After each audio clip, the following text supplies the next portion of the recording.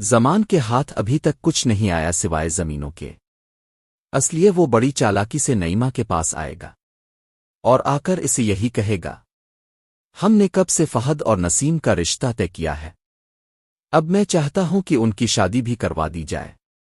لیکن نعیمہ کو بھی بدر زمان اور اس کے بیٹوں کی حقیقت معلوم ہو چکی ہوتی ہے، اس لیے وہ فی الحال شادی کے لیے راضی نہیں ہوتی۔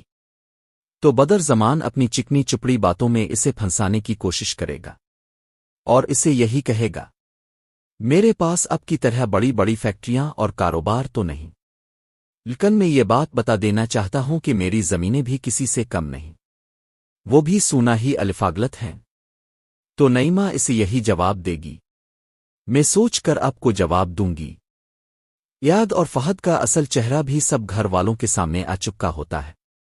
مرجان کو تو یہی لگ رہا ہوتا ہے کہ ایاد بہت اچھا ہے، لیکن ایاد کا رویہ مرجان کے ساتھ بہت خراب ہو چکا ہوتا ہے۔ تو مرجان اسے یہی کہتی ہے، میں پہلے شیر بھائی کو غلط سمجھ رہی تھی، لیکن وہ غلط نہیں تھا، وہ آپ کے ساتھ بالکل ٹھیک کرتا تھا، غلط تو آپ ہیں۔ تو ایاد غصے میں کہتا ہے، اگر تمہیں اتنا ہی شوق ہے تو تم اپنے بھائی کے پاس پاگل خانے کیوں نہیں چلی جاتی، وہ بھی وہی ہے۔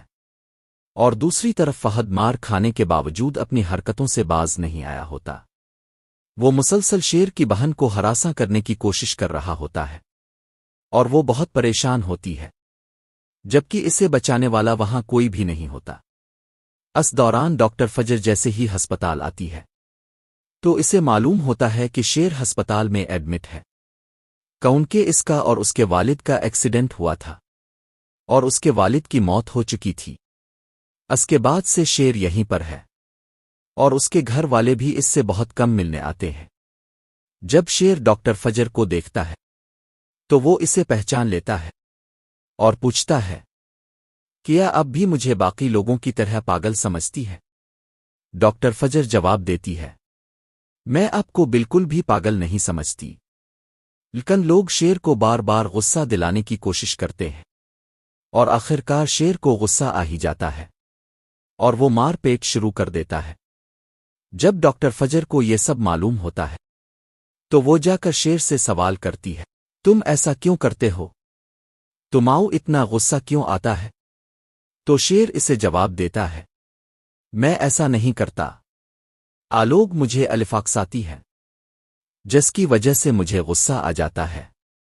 ڈاکٹر فجر اسے تسلی دیتی ہے، تمہیں پریشان ہونے کی ضرورت نہیں، تم بالکل ٹھیک ہو جاؤ گے۔